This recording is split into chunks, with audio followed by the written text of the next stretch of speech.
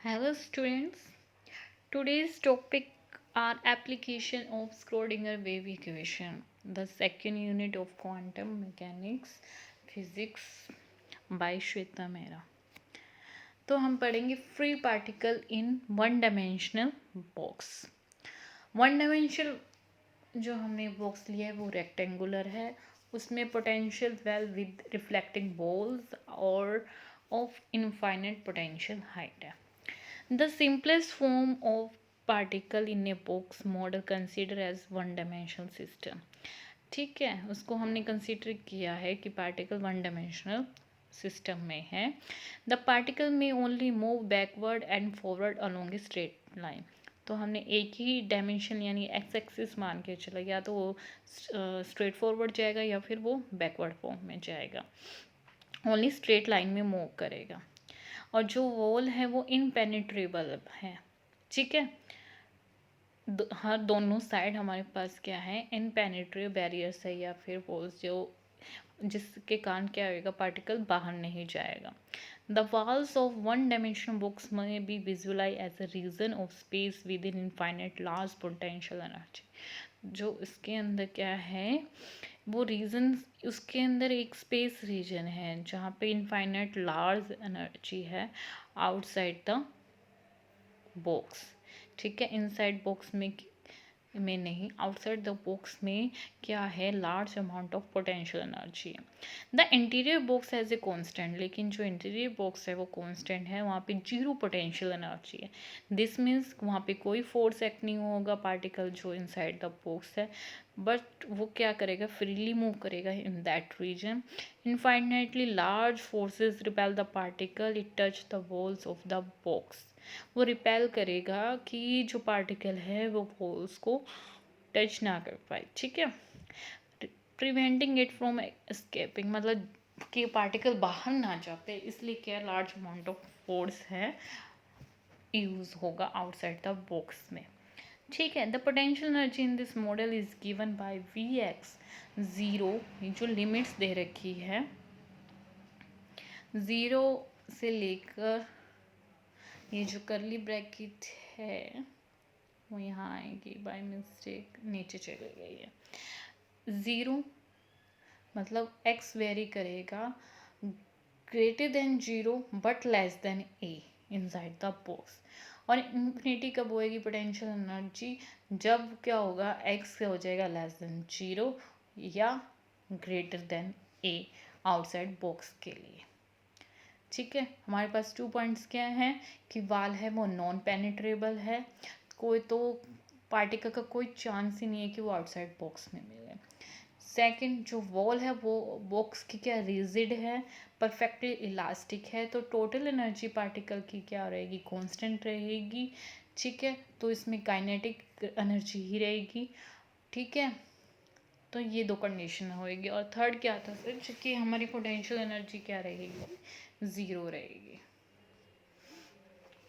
ठीक है, हमने स्क्रोडिंगर इक्वेशन हम यूज़ करेंगे क्योंकि हम एप्लीकेशन किसकी कर रहे हैं, स्क्रोडिंगर इक्वेशन की कर रहे हैं। ठीक है, स्क्रोडिंगर इक्वेशन में हमने वेव फंक्शन लिया जिसका मास m लिया है हमने। ठीक है, वो स्ट्रेट लाइन में मूव कर रहे हैं। ठीक है, ये हमारा E है और ये हमारा क्या है, H हैमिल्टोनियन, और ये हमारी टोटल एनर्जी है। ठीक है, ये हमारी स्क्रोडिंगर इक्वेशन है एक्स एक्सिस के along. Total energy of particle has fixed the value of E. ठीक है, तो टाइम डिपेंडेंस हमारी of psi is given by, ये हमारी क्या है, वेव फंक्शन है। हम इसको इससे रिप्रेजेंट करते हैं, जो हमारा टाइम क्या होगा, इंडिपेंडेंस होएगा। पर यहाँ पे डिपेंडेंस ऑफ साई दिखा रहा है, क्या है, इट मीन्स यहाँ पे मिस्टेक है, यहाँ पे टाइम इंडिपेंडेंस आएगा। ठीक है, तो यहाँ पे कि ये आ गया, हमारी वेव फंक्शन है जिसको हम ऐसे रिप्रेजेंट करते हैं। ठीक है, तब हमने क्या किया, इसको ई से रिप्रेजेंट किया था। ठीक है, ई को हमने ये सारी इसको ये पूरी इक्वेशन को हम यहाँ ले आए। ठीक है,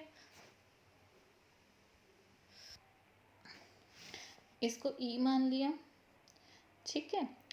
तो ये सारा, और ये हमारा वी है, तो माइनस वी कर सकते हैं। फंक्शन किसका हो गया, साई का। तो अब इस बार क्या होगा, 2m इसके साथ मल्टीप्लाई और एच कट नीचे आ जाएगा, ठीक है।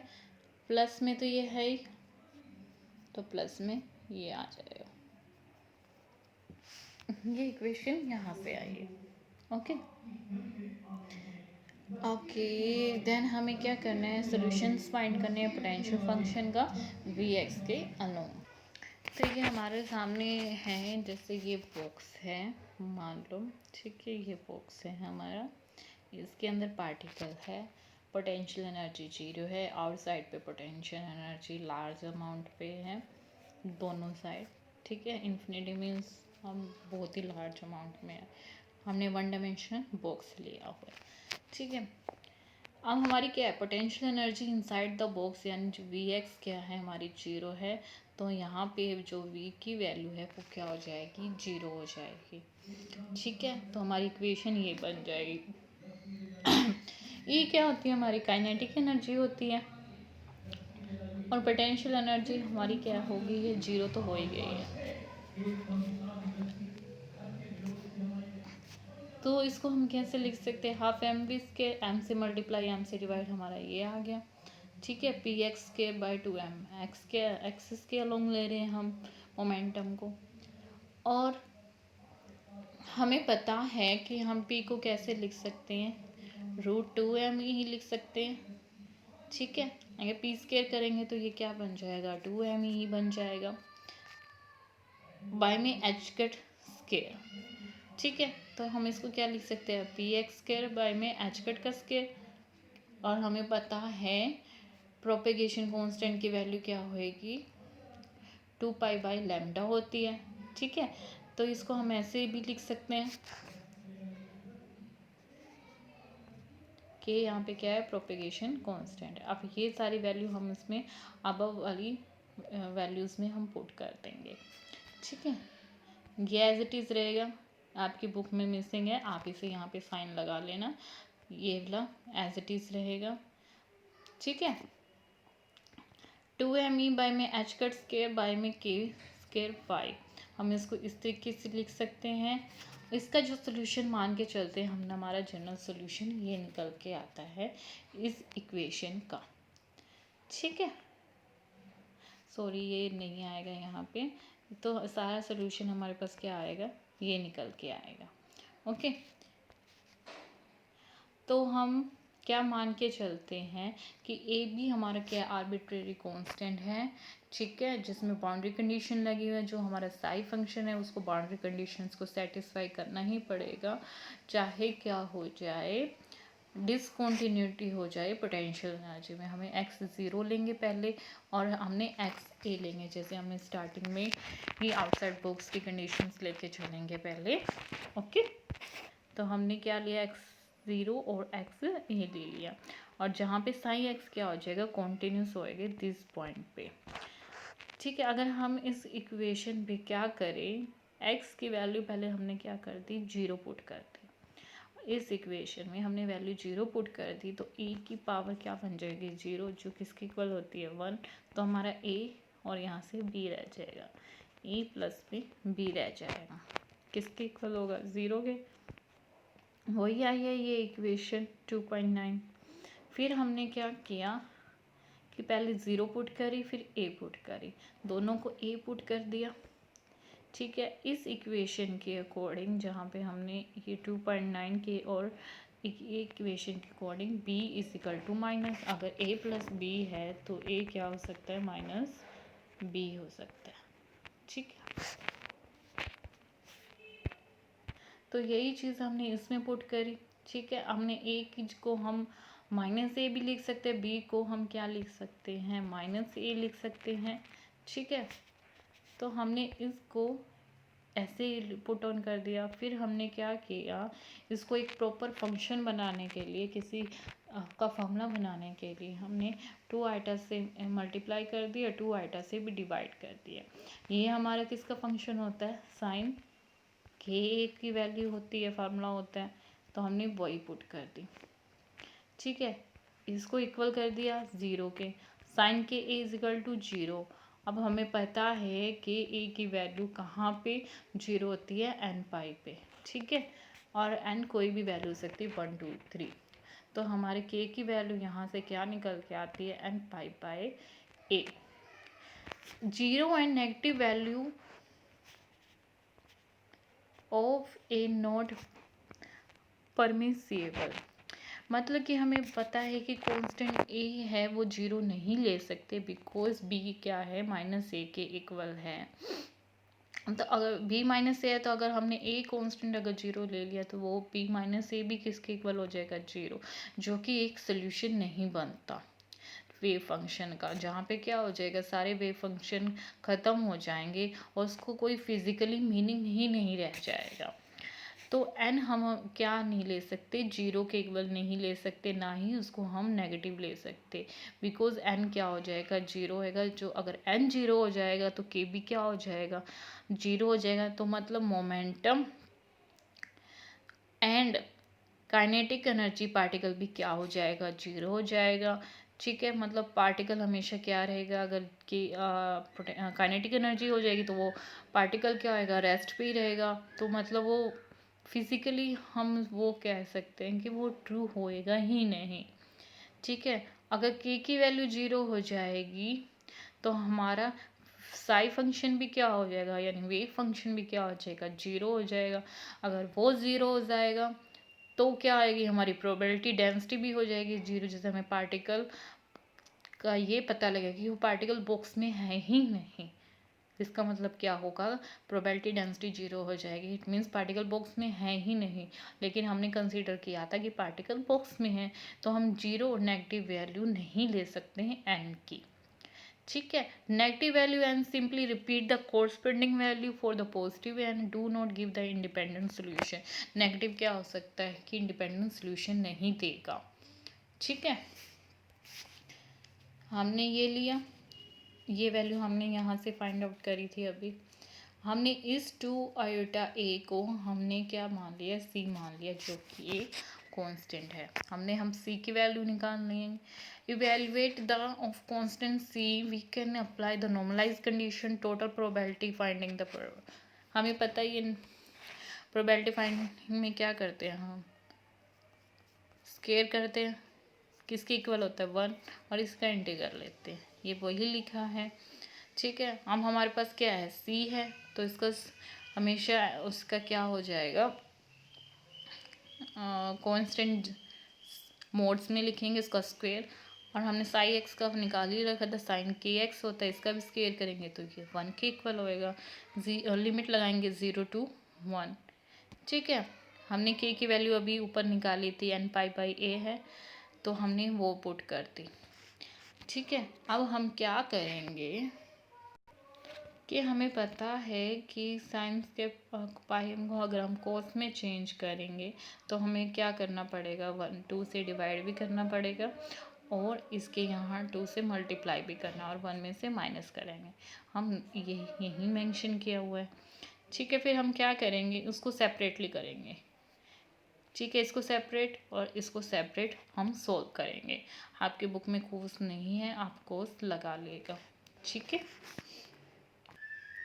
फिर क्या बनेगा हमारा, ये आ गया, हम इसको इंटीग्रल लेंगे, उसके सी के साथ क्या आ जाएगा, एक्स ले आ जाएगा, कोस था उसका साइन बन जाएगा, और उसका एंगल आगे आ जाएगा, ठीक है, 0 to 1। और हमें पता है अगर हम वैल्यू